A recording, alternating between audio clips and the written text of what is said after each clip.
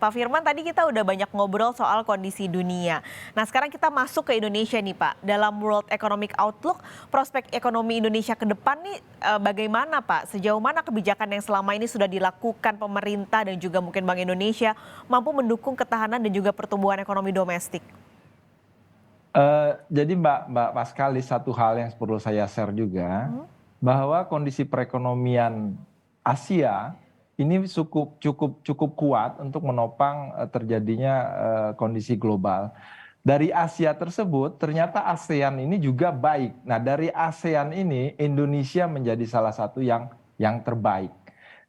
Indonesia tahun 2022 diperkirakan oleh IMF akan tumbuh 5,3% dan tahun 2023 tumbuh masih tetap tinggi sekitar 5%.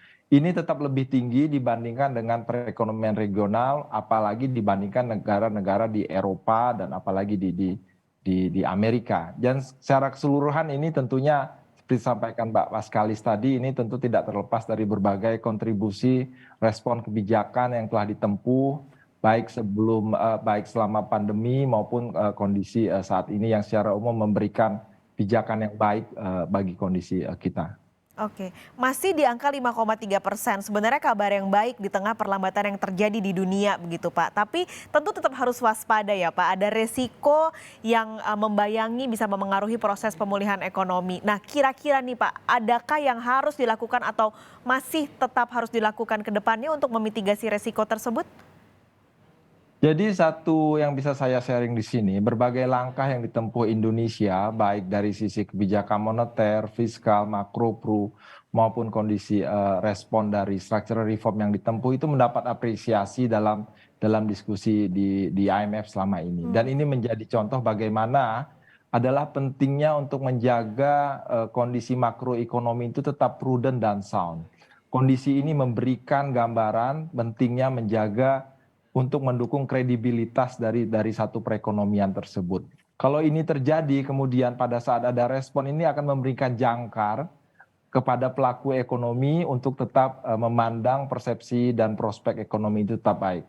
Beberapa respon yang bisa ditempuh tentunya adalah seperti yang sejalan dengan disampaikan IMF, adalah tentunya memperkuat bauran kebijakan dari perekonomian tersebut. Bauran kebijakan ini bukan hanya pada satu antara fiskal, moneter, dan makro, tapi juga di dalam kebijakan itu sendiri.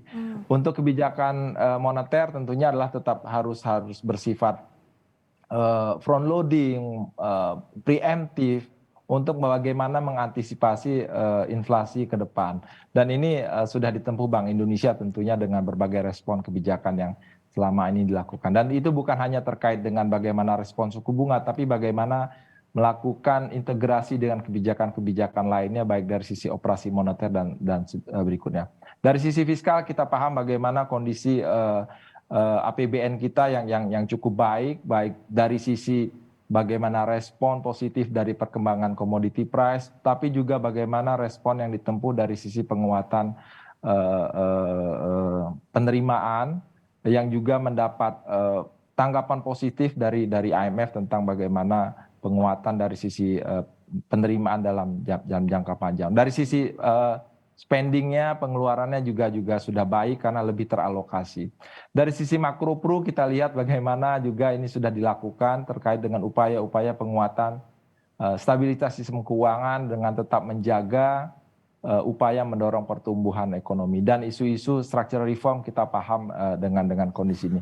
Jadi secara umum Mbak Paskalis, upaya untuk memperkuat policy mix ini, bauran kebijakan ini menjadi hal-hal yang menjadi perhatian positif. Oke, ini sebenarnya kadang kita suka, mungkin masyarakat awam gitu ya Pak, kalau mendengar Indonesia nih daya tahannya lebih bagus, kadang suka memandang sebelah mata begitu Pak. Wah masa sih gitu. Nah Pak Firman boleh menggambarkan nggak Pak, kira-kira sebenarnya kinerja makroekonomi Indonesia dibandingkan dengan negara-negara lain tuh seperti apa sih Pak?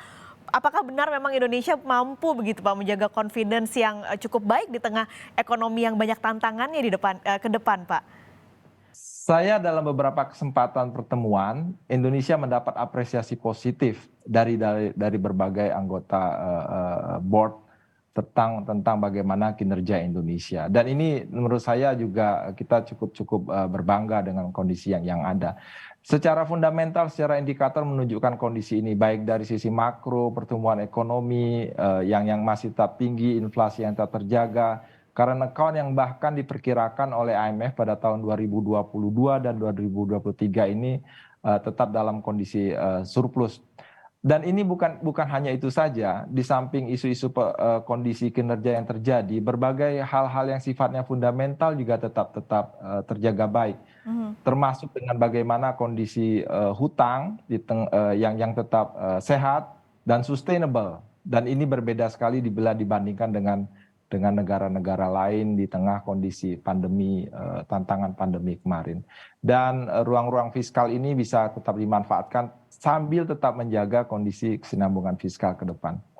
Kira-kira begitu Mbak Paskalis, tapi alhamdulillah berbagai kondisi ini mendapat apresiasi dari banyak anggota. Oke, semoga ini benar-benar terjadi Pak. Indonesia tetap kuat, tetap baik di tengah tantangan yang cukup banyak di tahun depan di 2023.